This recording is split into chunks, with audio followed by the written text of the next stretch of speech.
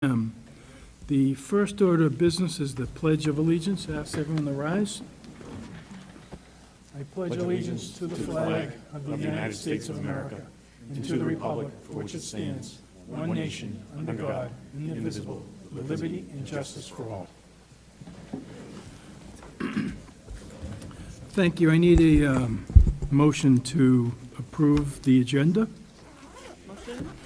Motion by Mrs. Friedman. Second by Mr. Salvatore. Mrs. Waters, all in favor? Aye. Opposed? Ayes have it, 7-0. Next on our agenda is the consent agenda. We have approval of minutes from the regular meeting of January 23rd, 2020, the special meeting of January 28th, 2020, the Town Council and School Committee joint meeting on February 3rd, 2020, and then we have the approval of the minutes from the executive session from January 23rd, 2020. In our packet was the enrollment report from February 1st, 2020, the school police report from January 1st, 2020, school bus inspection reports from February 1st, 2020, and the residency truancy report from February 1st, 2020. Do I have a motion to pull anything out, or do you want to approve as is? Motion approved by Mrs. Waters. Second by Mr. Collins and Mrs. Friedman. Any discussion? Hearing none, all in favor? Aye. Ayes have it, 7-0. Next is the report out of executive session meeting on February 13, 2020. There were no votes taken tonight in executive session, and I need a motion to seal the minutes of executive session. Motion to seal. Motion by Mr. Collins to seal. Second by Mrs. Waters. All in favor? Aye. Opposed? Ayes have it, 7-0. Next is the superintendent's report. Mr. Superintendent? Thank you, Mr. Chairman. Good evening, everyone. And I hear a little vocalist there in the background.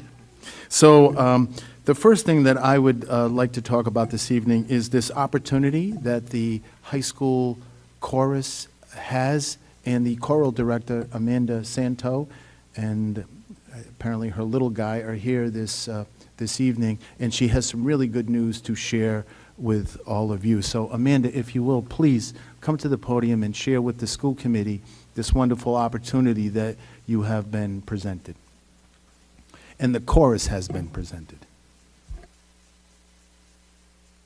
Good evening. Excuse the singing of my youngest chorus member over here. My name is Amanda Santo, and I'm the choral director at the high school, and I'm here to share some really exciting news with you. Our chorus members have received a personal invitation to perform Mozart's Coronation Mass at Carnegie Hall, June 5th of 2021. So this personal invitation was extended by T.J. Harper, who's the formal director of choral studies from Providence College.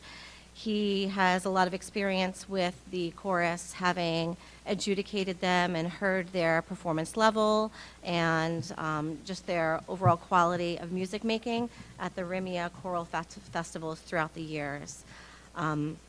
After an at-length discussion with Superintendent Mitchell and with Mr. Costa, this is something that we would really like to accept, as this is a once-in-a-lifetime invitation and opportunity for our students. So there is a cost associated with this performance, of course. For this reason, the CHS Choral Parent Association has been formed, an official booster club. The main focus is to support the Cumberland High School Chorus and our clef singers, as well as bolster communication between our performers, our parents, our school, and the community. To help with that, joining me today, I have Alexis Medeiros, who is one of our chorus members. She's one of our clef singers, and she is also our chorus president. Good evening, everyone. My name is Alexis Medeiros, and I'm the president of the Cumberland High School's chorus. I'm a junior, and I've been in choirs throughout my entire life in Cumberland, starting at Ashton, and then at McCourt, and now a part of the clef family at CHS. And naturally, after spending all this time making music, friends, and memories in this town, I've grown to absolutely love the program at the high school, and I care about it dearly. Lucky for us, we've had incredible leaders, loyal singers, and many amazing times.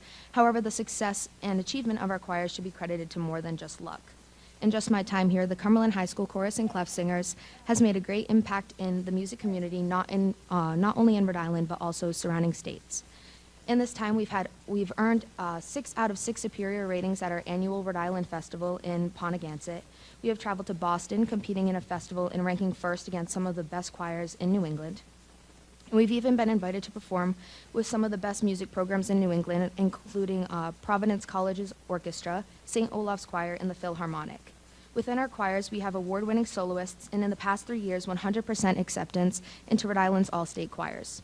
As a result of our incredible effort and reputation, we've been invited to perform at Carnegie Hall next year. This trip will consist of a number of performances in New York, the possibility of 1 or more clinics with some incredible musicians from New York, as well as tours of some of the greatest sites there. In addition to this, we will be performing with other choirs that were also chosen because of their great standings. This will allow us to not only meet new people, but to work with them in order to grow and learn as musicians. An opportunity like this has the ability to nourish us with experiences not only in music, but in life. It will provide us with growth, experience, and learning, all of which are necessary for our success in the future. I do hope that as a community and a school, we will be able to make this happen for our singers, and I know that we have what it takes to make it happen. We have the means, the dedication, and most of all, the passion that won't let us miss this opportunity. Thank you for your time. Thank you. Mr. Chairman. So, for those of us that are music lovers and know about the great history of Carnegie Hall, I'm sure that everyone would agree that you don't get invited to Carnegie Hall unless you're really good. So I think it is certainly, an honor for the Cumberland Chorus to be invited to perform there. And I think everyone would agree that we got to find a way to make this happen. It's going to take a little bit of coordination given the time of year that this is happening, and we've already started having a conversation about that. And Amanda and the chorus knows that they're going to have to do some fundraising to ensure that everyone who wants to go will have an opportunity to go. So this is incredibly exciting, and I'm hoping that Mrs. Mitchell and I will be able to see their performance at Carnegie Hall. So congratulations to you and the chorus for this incredible honor and being asked, and we'll do whatever we can to support you. Mr. Fiorello? Do we know the cost of the overall trip? Did I miss? Oh.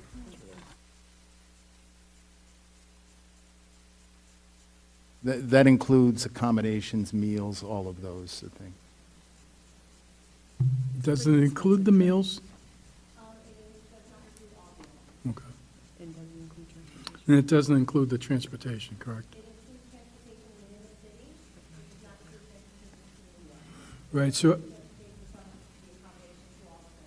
I think this would be great for Cumberland, without a doubt. As the superintendent says, you just don't get invited to Carnegie Hall. But going forward, we would like to know how the kids are going to be transported to, whether it's a bus and a coach or stuff like that, so that we are aware they're going to get there safely. But I think this is great. Anyone have any questions or anything? Well, I look forward. Maybe I'll join the superintendent and go to New York as well. Thank you. Thank you. I have one more item, Mr. Chairman.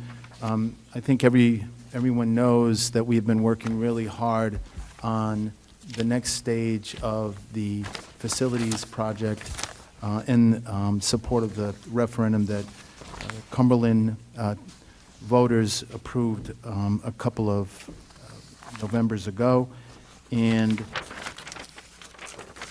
so we have this big milestone on Monday, the holiday, is when the architect and our owner's project manager will be submitting the Stage 2 facilities submission. And there was a meeting at RIDE. It was like a preliminary review of all of the work that has been done up to this point. It was Louis Torrado, several of the engineers who are working on the project, the owner's project manager, I was in attendance, and the whole ride team was in the meeting, and we were there for several hours, and I can tell you that the ride team was impressed with the level of detail that was provided at that meeting. So we, I believe, are in really good shape with this stage 2 submission, which will take place on Monday. So we'll keep you posted, and I'm assuming, I think part of the process that will happen from this point forth is the stage 2 submission is reviewed by the Department of Ed, and they provide some feedback on those items where more information is needed. But my sense, based on that meeting, is that given the level of detail, as I mentioned, and information that was provided in the review on Thursday, I think we're in really good shape. So we'll keep you posted on the next steps in the process. Thank you, Mr. Chairman. All right, thank you. All right, next is a report of standing committees. We have payment of bills. Mr. Salvatore? Thank you, Mr. Chair. Fiscal met tonight at 6 p.m. in room T319.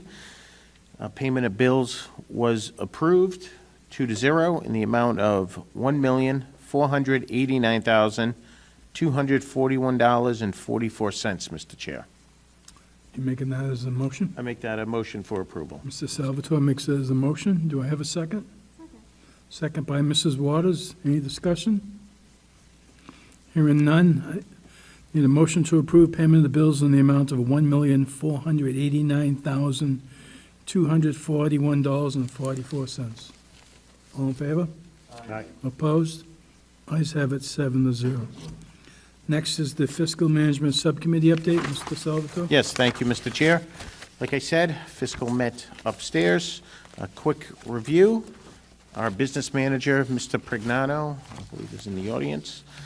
He was able to, a couple of the updates, he was able to negotiate a contract for a 19% reduction in electric for all the schools, which represents around $50,000 in savings, and we're locked in for 3 more years. Correct, Mr. Mitchell?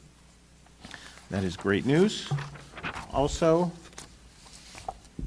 apologize, I want to give an update on health claims. So as of right now, if we continue with our health claims by June, the remainder of this fiscal year, we'll be over by $1,046,705. Okay, so it's not bad, but it's not good.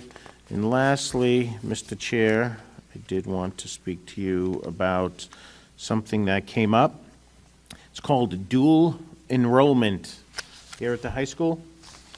It's part of Governor Raimondo's plan of CCRI. So seniors can attend CCRI to get some of their college credits applied. So when they do like some of their, English, math, and that right now is what we pay for that. So we had budgeted $50,000 because last year we had 7 students. This year we have 33 students attending. And it looks like it's going to be a little bit over $200,000. Mr. Prignano did tell me that if this does continue, we somewhat see a forecast over the years. It could be $400,000 to $500,000. Not saying this is a bad thing, just making everyone aware that this is in place. It's a budget increase. That's all I have, Mr. Chair. Thank you, Mr. Mr. Collins. Salvatore. Mr. Collins, go ahead. Now, is it true that when this program was implemented, it was zero cost to us initially, when Governor Raimondo initially, and now after 2 years, we're being foot with a bill? Correct, Mr. Collins, yes. Yep. Anything else, Mr. Salvatore? Well, that's it, Mr. Chair. Thank you. All right, thank you. Next is Policy and Procedures Subcommittee update. Mr. Fiorello? Policies and procedures did not meet this week. However, we will meet in 2 weeks. Working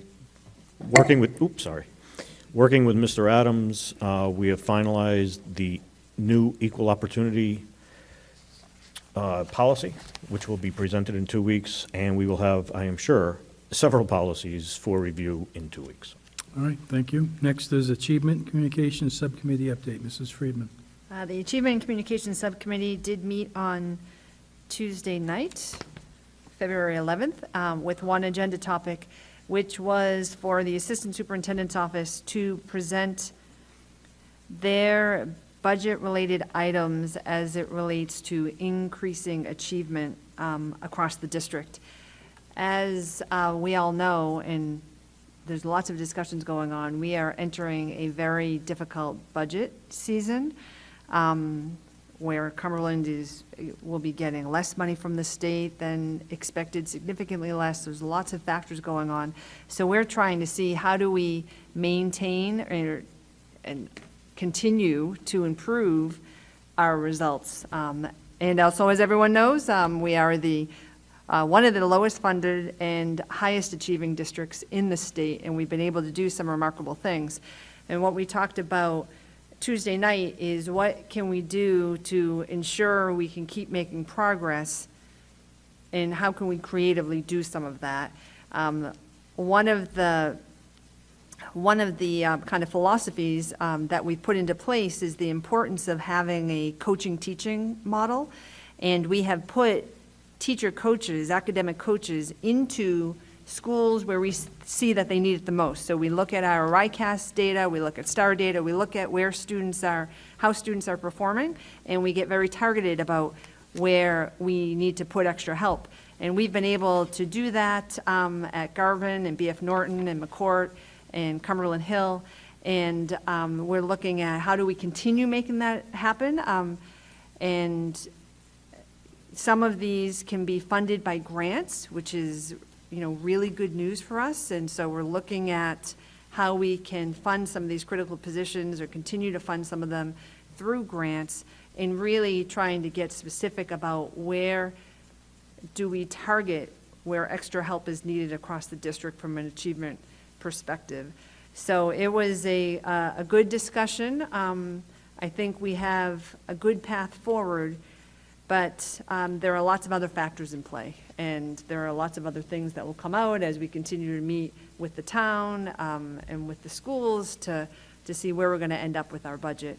But the plan is a good one, and hopefully we will be able to execute it. So more to come on this. Thank you. Thank you. Next is, any questions? Next is District Health and Wellness Subcommittee update. Mrs. Bernardo. Thank you. We met last Thursday, February 6th. Some of the things we covered from Sodexo, just one thing to mention, which I know we've mentioned before, is that March 28th is the Future Chef event that just takes place here at the high school. So we're excited for that coming up. Sodexo is also very excited about an expansion of the hydroponics initiative with Freight Farms. So they did share that information with us. They also shared a Sodexo Stop Hunger grant. It's a $1,200 grant for middle and high school students. Anybody that wants more information about that, I'd be happy to share it. There is a link for more information. We did also have reports from most of our schools at that meeting about mental health challenges that they are experiencing throughout their schools and how they are coping with them. And the kind of an overarching trend is that they are seeing just in general increase in the amount of student stress and anxiety levels across the board. And there are a variety of different reasons, for that, but it's definitely an increasing problem. It's district-wide, and it's at every level, elementary through high school. So it certainly is definitely a problem. It also feels to them that there's not always enough time in the day to really address all of the needs that we do have. Although the increase in staff and some of the new full-time staff has been, they said, instrumental in making improvements there. Let's see, I don't want to forget anything here. Also, we didn't get too much into it. We will be also in our next meeting talking a little bit more about all the vaping issues that are happening in the state. We know that enough has not really been done to prevent the problem and the crisis that's happening now. And there's a lot of movement right now at the state level about trying to fix that. One of the latest things they were looking at too was changing product purchases minimum age from 18 to 21, which is small compared to the problems that we're addressing, but it's out there. The next meeting in March is going to be a little bit of a special meeting.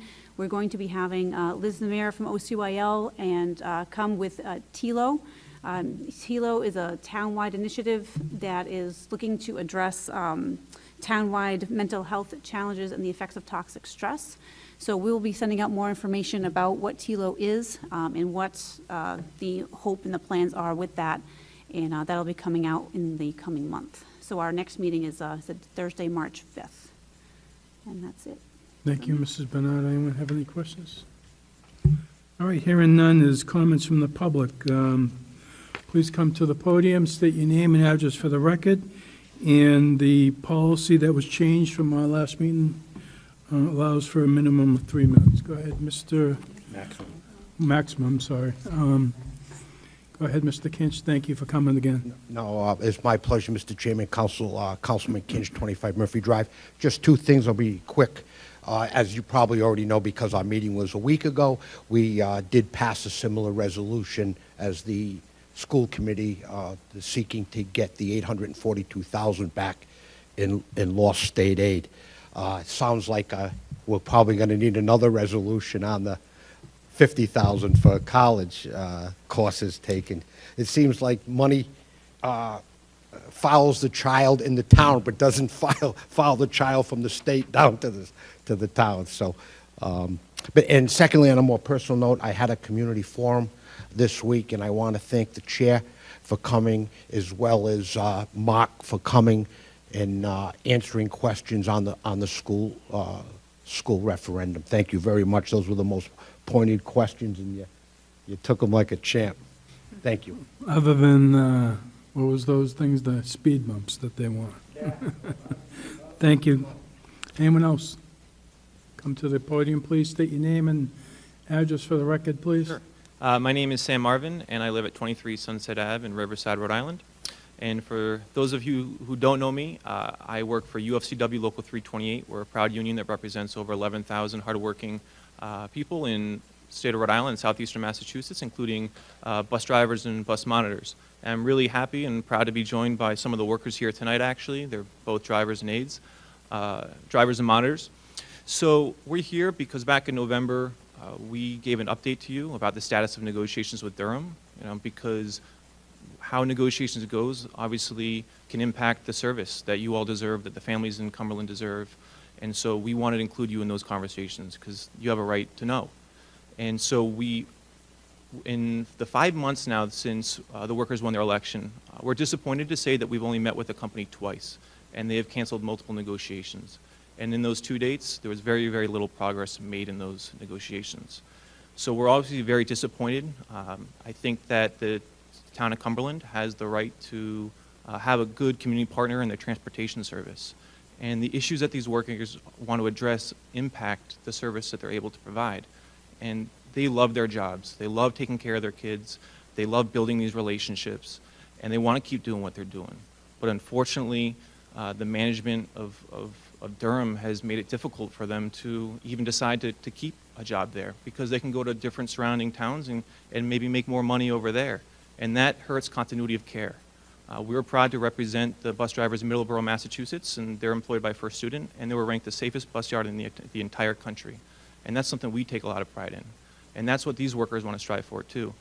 So, again, we're here just to update you and obviously to ask for your support. In other communities across this country, including in Wallingford, Connecticut, and Framingham, Massachusetts, school committees have had to get involved to put pressure on the company to do the right thing. And the company has responded by increasing wages and being a better community partner. And that resulted in better service for those towns and those communities. So without further ado, I'd actually like to introduce one of the workers here to give her perspective on how negotiations are going. Good evening. My name is Patty St. Pierre, and I'm a bus driver at Durham.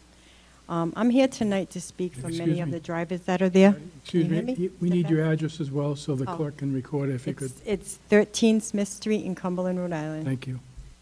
I'm here tonight to speak for a lot of the drivers and the monitors. Like Sam said, it's been months, and we're kind of like in limbo right now. But I'm here to say that a lot of the drivers, they're committed to their job, they love their jobs, they love what they do. The monitors are here, they work hard, they love their job, they love what they do. We love working with the kids. But right now, it just seems like everything's in limbo. So I wanted to come tonight to speak for my other employees that I work with on their behalf to let you know how they're feeling. They want to make a change. They want to see, now that we have a union yard, we want to see changes. But like Sam said, the company, it's been 5 months.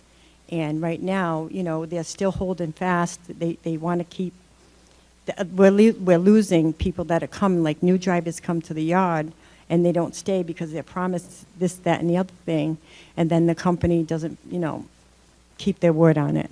So I just wanted to come tonight on behalf of the rest of the bus drivers and the monitors. Thank you. Thank you. All right, anyone else have a comment? Okay, next is new business. Attorney Steve Adams is going to review the changes to the Rhode Island General Lodge Title 16 education changes that happened. Mr. Adams. Hi, everybody. I'm breaking with my typical belief that lawyers should be seen and not heard. You guys may have access to this. It's also on the screen. It's a PowerPoint that I did. It's not super long. And it generally tracks some PowerPoints that have been done by the Rhode Island Department of Education. But I think those are a little more, both a little more 30,000 feet, but also I think it's important for you to see the actual language in some cases. So anyway, the presentation is going to address this Education Accountability Act. You can move the slide, Mike, if you want. The Act's focus on site-based management, and it's also going to address some questions that I think the Act leaves open to, at the very least, interpretation. So the gist of this is that a long time ago, school committees in Rhode Island used to actually recommend, not just appoint with the advice and consent, but they used to do the recommending, and then it got to be the superintendents that recommend appointments and so forth, and then the school committee would give advice and consent. And in other jurisdictions, particularly Massachusetts, on which this is really based, this stuff comes from Massachusetts. They don't do it that way. So the big 3 takeaways from this act are that it changes the hiring process in schools. It empowers the principals, certainly the superintendent to an extent, but the principals in individual schools have much more power and ownership, so to speak, over a lot of things, not just hiring. And it also enhances the school improvement teams that are otherwise known as the SIT team, which in various school districts really don't do much of anything. Although I think here there are active school improvement teams, but in a lot of communities, if they exist at all, they don't really do much of anything. Now, because these changes are so dramatic, frankly, the legislature is giving school departments until August of 2021 to fully implement them, even though the act itself started on January 1 of this year. And so, for sake of argument, those changes could be implemented immediately, but because there are some big changes there, the legislature realized that they needed to give people time to get their head around it. So the first big change is, I refer to it as out with the old. You guys have all been here long enough, and you'll hear Tonight, it may even be the superintendent saying, I request the advice and consent of the school committee on whatever it is, the hiring of XYZ person. That is no longer going to be your job. You are completely out of the hiring business except for one person, and that's the superintendent. The new way is going to be that the school committee appoints the superintendent, and the superintendent appoints the principals and the administrators that work, I guess I would say, primarily with the superintendent. So we might think of the assistant superintendent, the director of pupil personnel services, otherwise known often as the special education director, and the various other people who I think have a direct line to the superintendent. The superintendent, so the superintendent has direct hiring of those people. The superintendent then kind of, and you can flip this, Mike, superintendent kind of turns into you, or the old you, I guess is the way to put it, with respect to the hiring of teachers and various non-certified staff. The principal now makes recommendations to the superintendent. So the superintendent gets to sit in his or her office, in this case his, Mr. Mitchell, gets to sit in his office, not at a public meeting, and he gives the advice and consent that you guys give to the principal's recommendation. So the principal at McCourt Middle School, Dr. Masterson, will make recommendations about teachers, custodial staff, school nurses, you name it. The superintendent will give essentially advice and consent. So, a couple of things, and I've got a slide here. It's page 5 if you guys are looking on, but I actually have the statute, and I do this with a lot of this, that I've seen a bunch of these presentations, and nobody actually has the statutes down, and I think it's a terrible mistake, because particularly when we're dealing, I hate to say this out loud, but I'm gonna, with the Rhode Island Department of Education. They will give guidance sometimes. That's just not what the statute says. And the guidance isn't the law. The guidance is not a regulation, nor is it a statute. So it's important to read the actual statute. And what's on the screen now is the actual statute. So the principals, in consultation with the school improvement team, recommend the hiring of all personnel, teachers, custodians, et cetera. Has to be consistent with personnel policies, which I think still could be you. So you guys have some role, the policy role, and it's subject to the approval of the superintendent. And of course, we can't interfere with anything that might be in a collective bargaining agreement, okay? So that to me is relatively straightforward, but you certainly do have some skin in the game in terms of policy and creating policy around how they might hire or who they might be able to hire. And so you are a stakeholder, if you will. But so is the school improvement team, and we're going to get to the school improvement team a little later, not much later, 5 minutes down the road probably. So the next slide, again, it kind of paraphrases the statute. Superintendent gives advice and consent, and the superintendent appoints in accordance with the policies by the district. This is in the statute. This is not a typo on this. It says, superintendent then appoints in accordance with policies established by school district policies. Kind of weird, but that's what the statute says, and collective bargaining agreements. Okay. So personnel management. So that's hiring. Okay? Personnel management. The superintendent only evaluates personnel appointed by the superintendent. So the principals and the various assistant superintendents and people at the sort of central office.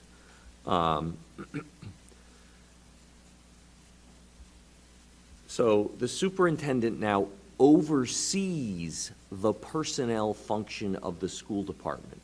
The old statute said the superintendent administers this is why reading the statute matters to a lawyer. It may not matter to anybody else, but it matters to me. The superintendent used to administer the personnel function of the school department. Now the superintendent oversees. The superintendent used to be responsible for discipline in the school system. Now the superintendent oversees discipline.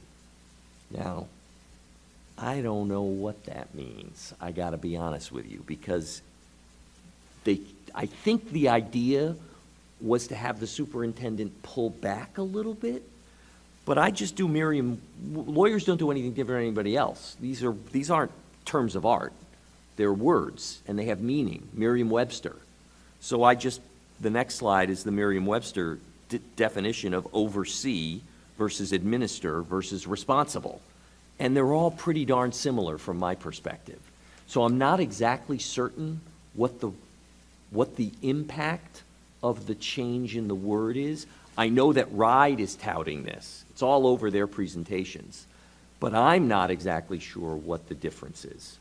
So for whatever it's worth. So the next slide, I just wanted to have a little bit of fun. I'm from the 80s. We don't have to play it. Please don't play it, Mr. Chandler. But in 1983, that's when Return of the Jedi came out. I was 16. The fact that the principals are going to have a lot more power. There's an entire statute that's been created for them, 16-2-11.1. It just made me think of the Emperor when he's got Luke Skywalker in there on the fully operational battle station, and I'm thinking of the school as the analogous battle station. So we have wonderful principals here, so this isn't going to be an issue for us, but they do have much more power than they used to. So turning to the next slide.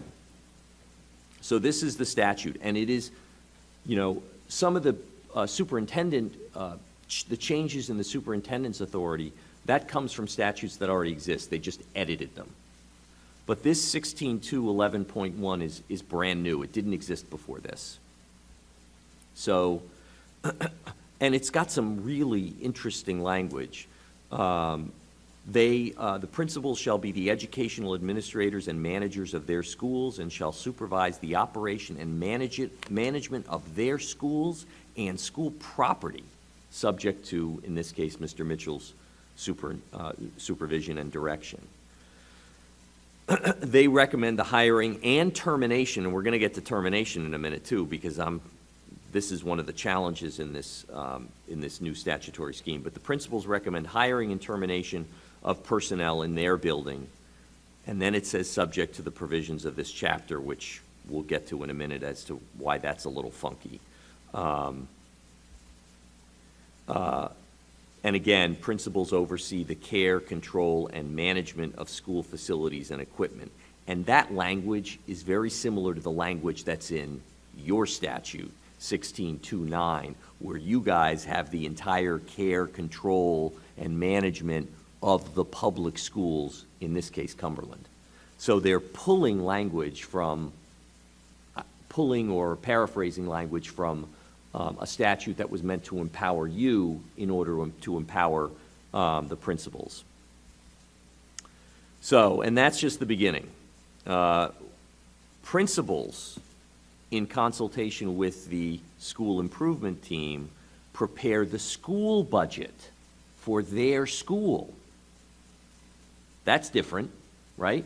That's different, right? You guys get it. This is now statutory, though. They're pretty much doing it now. They do it now. And this is an interesting thing. Here, I think, I've talked to Bob about this, and a lot of the stuff that's in this is stuff that Cumberland does and is doing informally. Now it's statutory. But that is not the case all over the place. It's not like that everywhere. So it's meant to, and I think to a large extent, congratulations to Cumberland. It's one of the reasons you guys are doing so well, is because of the management that you guys have imposed upon yourselves voluntarily that the state recognizes is probably best practice. So again, principals are going to evaluate their personnel, which they already do, and I think to a certain extent that's almost already statutory with the personnel evaluation system that RIDE developed years ago now. Principals are with, and this is, again, this is a lawyer, this section of the statute says principals in cooperation with the district's leadership. Everything else says, when talking to the superintendent. I don't know what the district's leadership is. Why don't they just say superintendent if that's what they meant? Initiate a performance review plan for the school and for individual teachers. So if there's problems with a teacher or if there's problems with the school, that's their job. So the last section of this part of the presentation is principals in consultation with professional staff in the building. So they are supposed to, this site-based management concept is not only, it's not a top-down, right? That's, if you think of it being the school committee, quote-unquote, at the top, this entire site-based management theme is bringing not only the superintendents in, but the principals and the people in their building. So the principals, in consultation with professional staff of the building, must promote participatory decision-making, which I think is another thing that is done here as well among professional staff for the purpose of developing educational policy. And I bolded and highlighted that because I'm not sure what's meant by that one either, because educational policy is you. Yeah, it's like the one job we got. Right. It's the one job you kept. So there is no educational policy making. There is no empowerment to make educational policy in this statutory scheme, other than that little offhand remark. You guys still have it. So I'm not really sure what is meant by that. Okay. School improvement teams. I use the term aspirational, which folks in Cumberland are well aware of because a former school committee member used it to describe, I think, the BEP. But the old SIT statutes were, in fact, aspirational. There were not a lot of SITs doing anything other than sitting around. These have real teeth. At the middle and high school level, department heads will be included on the school improvement team. Do you guys currently do that? Is that a practice that you guys have? We have content leaders and they're involved. Yeah. But I think they'll be, yeah. All of the schools have school improvement teams or leadership teams that guide decisions related specifically to the school, and content leaders are a part of that Yeah. process. So for you guys, it may not present a challenge or be upsetting to the apple cart, but for some it may. So the purpose of the SIT is to meet regularly to discuss the educational needs of students and to make recommendations on curriculum and accommodations, and also to participate in the school budget. So that's all part of the SIT process. And so I've set forth here in one of these slides sort of the teeth of the big amendment, which I just bolded, or I put in red the sort of the one aspect of it. The superintendent shall review and approve the plan, whatever plan is created by the SIT, after consultation with the school committee. So you guys don't have any power on that one either. The superintendent has to consult you about a school improvement team plan. But if you guys say, we don't really like that, you can put that in the superintendent's review, that he disagreed or she disagreed with your analysis. But consultation is not approval. It's not consent. It's not anything other than the superintendent has to talk with you about it. Okay, and this is the stuff that I think is fun, and you guys may not. But this is the ambiguities and the flat-out problems that may end up coming up as a consequence of this. So, as I said, principals recommend all personnel hires and all terminations, and the superintendent acts upon that, okay? The problem is, and it says subject to, so it says subject, right in the statute, it says subject to review and prior approval by the superintendent and subject to the provisions of this chapter. That's what the statute says. So 16-2, 16 is the title, 2 is the chapter, okay? So subject to the provisions of this chapter Chapter 2, the superintendent approves all terminations and all appointments. That's what it says.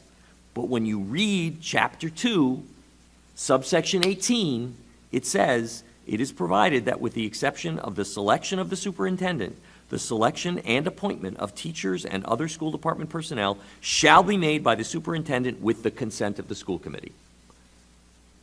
There's no way that that is consistent with this new statutory scheme. It is inconsistent. And I know the superintendents are talking about raising this with the General Assembly because they have to change this. It is patently inconsistent, okay? You guys don't have advice and consent anymore, except offhandedly in this one section.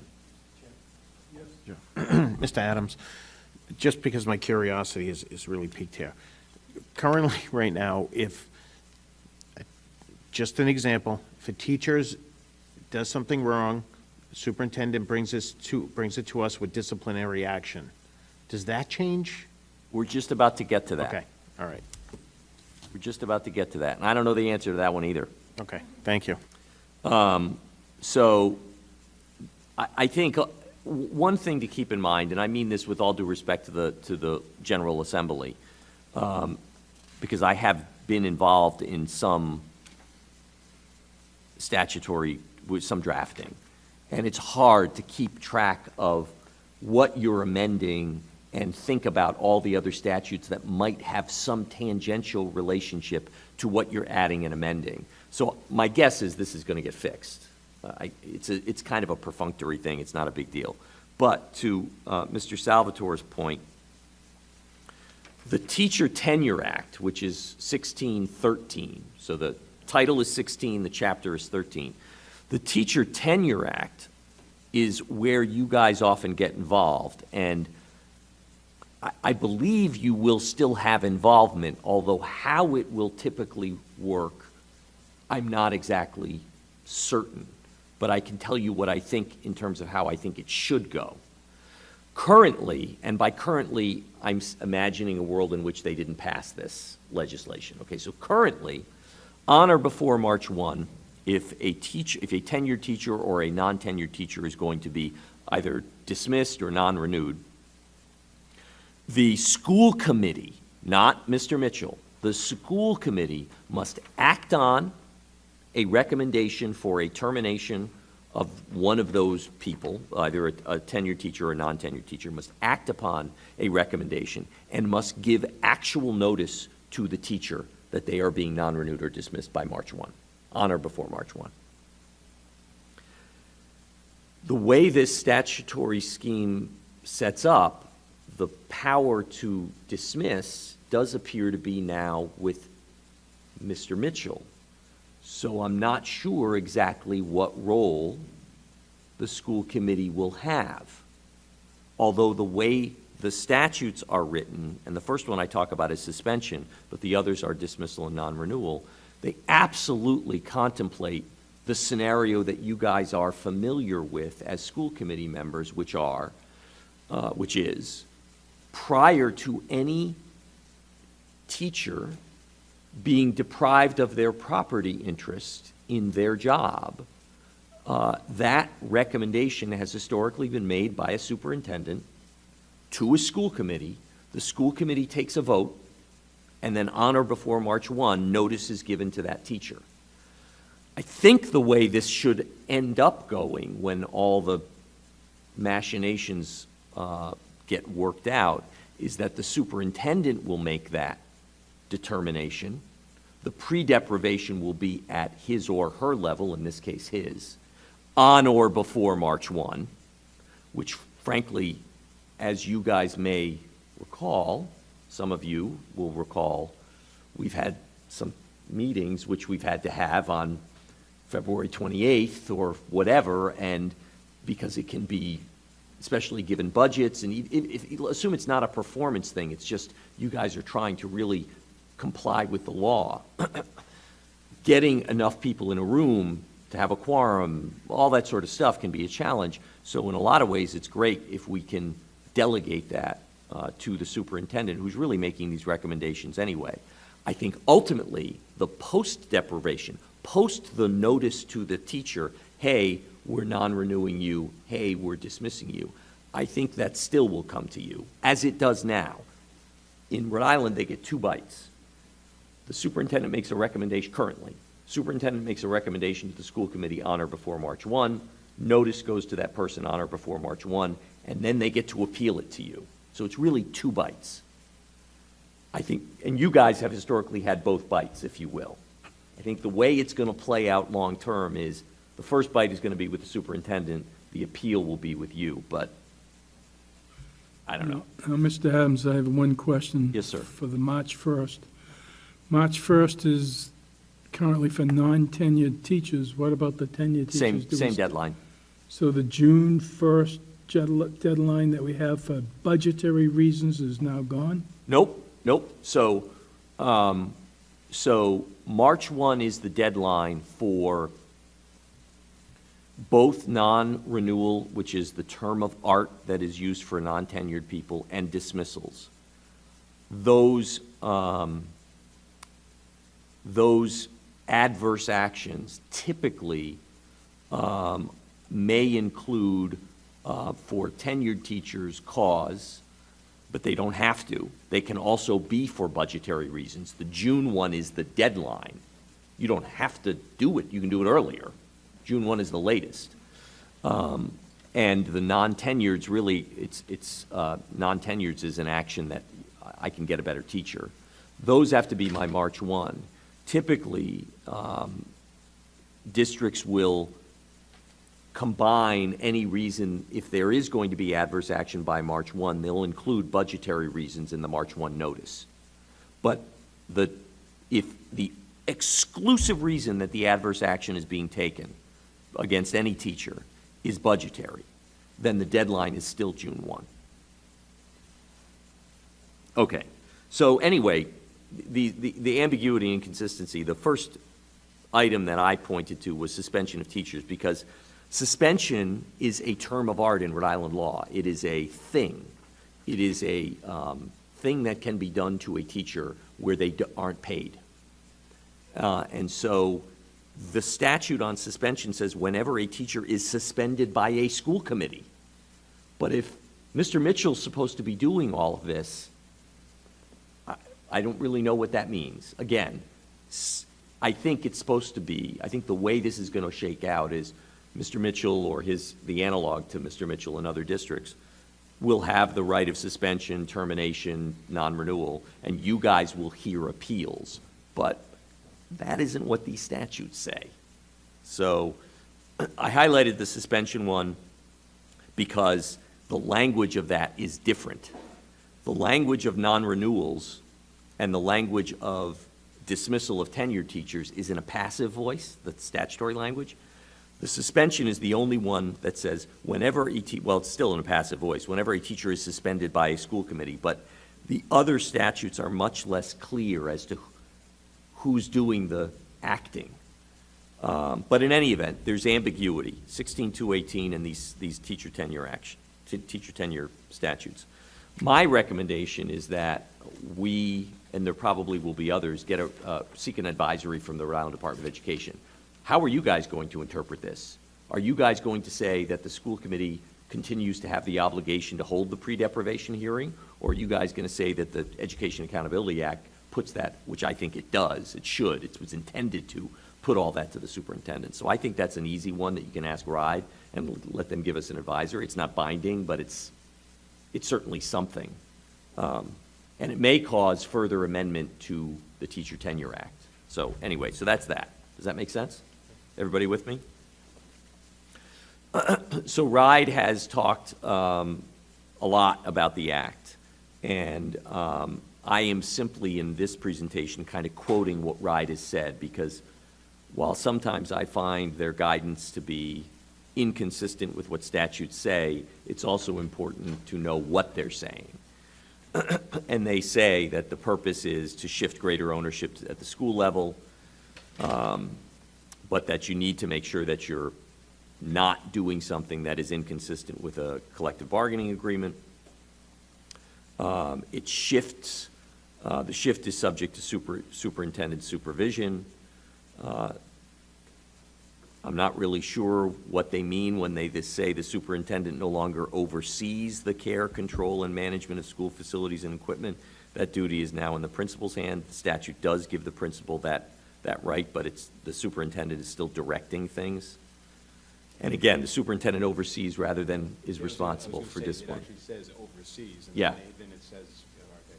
So it's, I don't know what oversees versus being responsible for. And by the way, that's broad. The one about discipline in the statutory scheme is the superintendent's responsibilities for discipline. That could include personnel, but it also includes students. So, and again, principal prepares school budgets for approval by the superintendent. And then RIDE has a lot to say about school improvement teams.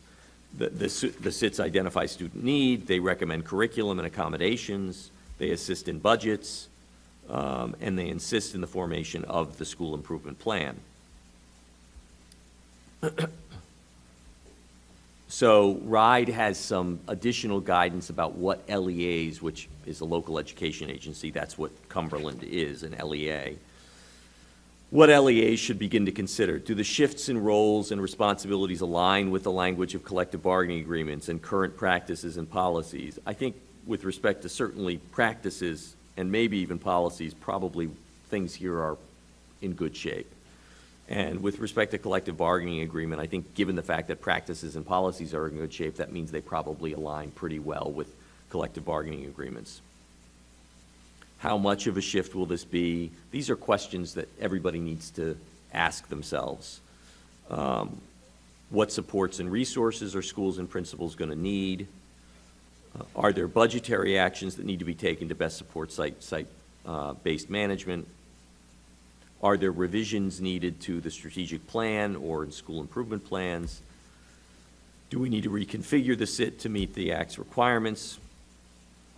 And then finally, RIDE, about a week ago, I think, printed a self-assessment tool, which I attached to this. I'm not going to go through it, but it's like a 5-page Microsoft Word document that I think is intended probably for Bob and his team to largely kind of go through and determine, whether they're in good shape and what action items they might need to make. So that's the gist of it.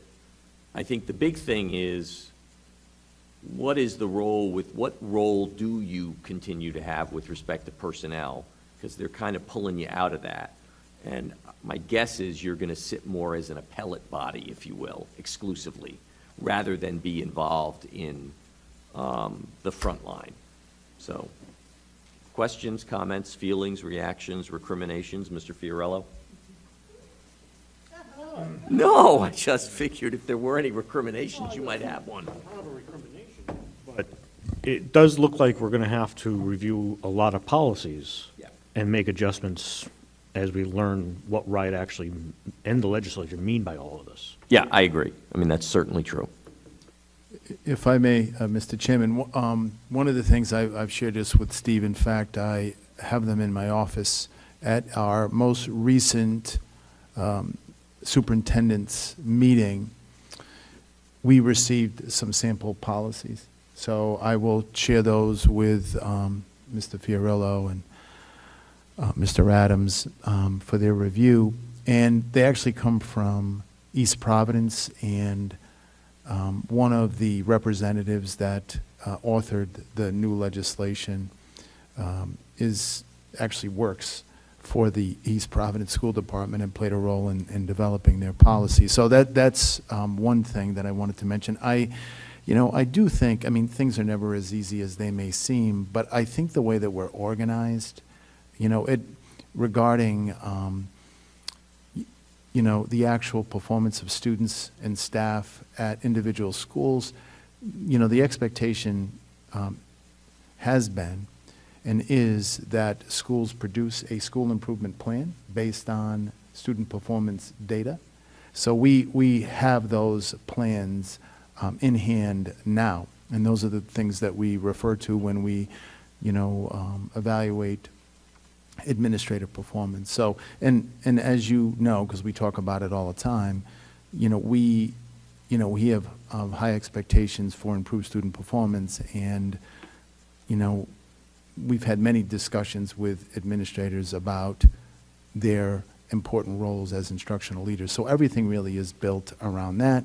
And I believe, and again, like I said, things are never as simple as they may seem, but, currently, if we were to assess the hiring process now, the decisions are made at the building level with, has there ever been a time when the school committee has not supported a recommendation for employment that has come before you? In my 8 years here, it has not happened once. So I think you rely on us to do a really good job of hiring good people, and I think one of the reasons why we're doing as well as we're doing is because we've done a really good job with that. So, we will use that tool that Steve referenced, and just to make sure that we have covered all the bases, but I do think that we are in pretty good shape. There's a lot here that I think we have to unravel and figure out. There's one kind of odd bullet, I think, that talks about the SIT recommending the curriculum to the, and accommodations to the principal. And we don't need to get into this right now, but that seems odd to me, and especially in our district in terms of how that would be like each building, each SIT deciding what do we think the curriculum should be in our building, which doesn't seem like that makes sense. So is there more, Mr. Adams, would you be able to find more behind that? Like, what's the actual statute say? I think that is the statute. Let me just pull it up. Hang on.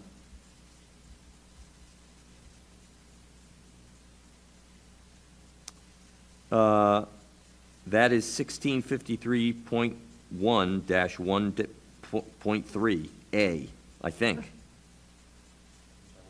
1653. Yeah, it's right in there. I think that's the one that says. Slide 13. Well, there's slide 12 and slide 13. I need to see if they're on both.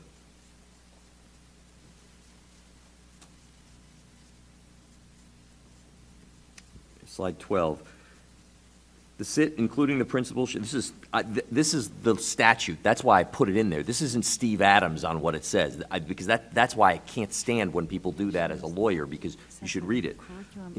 SIT, including the principal, shall meet regularly and assist in the identification of the educational needs of the students attending the school, make recommendations to the principal for the development, implementation, and assessment of a curriculum accommodation plan. Oh, no, I think a curriculum accommodation plan is different than recommending the curriculum. I agree.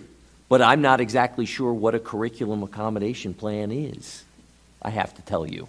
We do. Do you? I think so. She's an expert on many things. I have a child with an IEP, so I know all about accommodation plans. That's an individual, that's an education program, an individualized education program under the IDEA. That's not the way I read that. Okay. Because if they wanted to say that, they would have said it. Yeah. Well, recommends curriculum and accommodations to principal is different than what you just said. Because this is a curriculum accommodation plan, one thing, That's not a different than curriculum what and it says on accommodations. slide So- 18. Yeah, slide 18 is probably RIDE's guidance. That's not me. Right. I okay. wanted you to know what RIDE is saying, and they say stuff that isn't what the statute says So when you say RIDE says this, where are they saying this? in their own PowerPoint. I literally Okay. cut and pasted their PowerPoint Okay. so that you guys could see it and understand that the folks who are giving guidance on this are doing a great job of doing it up to a point. And, this is the life that we live when we're dealing with a big state agency. Anyway, it's enough about that. You know how I feel about that. I'm sure that's not enough. I'm sure we'll hear a lot more about Yeah. it. Mr. Adams, it takes effect August 1st, 2021. Does the committee have to take a vote to approve this, or will it go in effect automatically unless we change the date. This is law now, and so it took effect January 1 to 2020, but you have until August 21 to implement it. Now, August of 21, now, I don't know who's going to come around to each school department and say, have you implemented this? I mean, I don't know how that's going to work, and I don't know that the statutory scheme gives anyone the authority to check up on people, but you have until August 2021 to implement it. It is currently the law now, but I think maybe, to Mr. Fiorello's point, some discussions in policy, some discussions with the central office team and with the principals about the best way to implement it. I think going slow and deliberately through this as both a school committee, leadership team, and the principals is probably the best way, rather than just saying, you know, for example, I'm a principal, I'm just going to start hiring people now. You know what I mean? Like, I think there's a, So, being deliberate about it is a good so idea. for today, it's not practical to implement it. I think you want to, I think the way you implement anything, particularly something like this, is deliberately and not in a slipshod or ad hoc way. Okay. Anyone else have questions in regards to what our duties are going to be going down the road? Mr. Adams, would you be able to share RIDE's PowerPoint with us? Oh, yeah. Okay. Yeah. I'm sure it's 35 slides. It's right, it's right on the website. I can share that easily. Okay. That's not a problem. Thanks. And there's some other guidance that they have as well that I can share. Okay, anything else in regards to this matter? I'm sure we'll be talking about it more as the year goes on. So, next item is under new business, discussion and a vote to approve the 2021 school calendar. We've had some talk upstairs in regards to the calendar, and most of the members would like to table this for an additional 2 weeks to get some more information that we need to make a informed decision. I don't know if anyone here in the public wanted to speak about it tonight. I don't see anyone that wanted to speak about it, so I need a motion to table item number B, the school calendar, to our next meeting in 2 weeks. Motion to table. Motion by Mr. Collins to table, second by Mr. Fiorello. All in favor? Aye. Opposed? Ayes have it. I'd just like to say to everyone, thank you for your votes that you've sent out to the school committee members, because we all have our cheat sheets here and keeping track, so hopefully this will get resolved in 2 weeks. All right, next is discussion and a vote to approve homeschool instruction request. Mr. Superintendent, I believe there was... Yes, there were two. Recommend approval, Mr. Chairman. Motion to approve? Mr. Fiorello makes a motion to approve the homeschool instruction request. Do I have a second? Second. Second by Mr. Collins. All in favor? Aye. Ayes have it, 7-0. That's it. All right, next is personnel recommendation. Should we even bother, Mr. Adams? I think that would be good to bother, actually, yes, so you should bother. Okay. All right, Like me Mr. to go through those? Superintendent, Okay. If you have the list, go ahead. I'm looking at it right now, Okay. Mr. Chairman. We have a retirement. I request the advice and consent of the school committee on the retirement of Luann Berlinger, ELL educator at Joseph McCourt Middle School, with an effective date of June 30th, 2020, after 10 years of service. One other retirement, Mr. Chairman, I request the advice and consent of the school committee on the retirement of Robert Thurston, English teacher at Cumberland High School, with an effective date of June 30th, 2020, after 25 years of service. Motion to approve. Motion to approve by Mr. Fiorello. Second by Mrs. Waters and Mr. Collins. All in favor? Aye. Ayes have it, 7-0. Next is the resignation. I request the advice and consent of the school committee on the resignation of Deborah Del Santo, custodian, nights at Cumberland High School, effective January 16th, 2020. Motion to approve. by Mrs. Waters, Second. second by Mrs. Frieden. All in favor? Aye.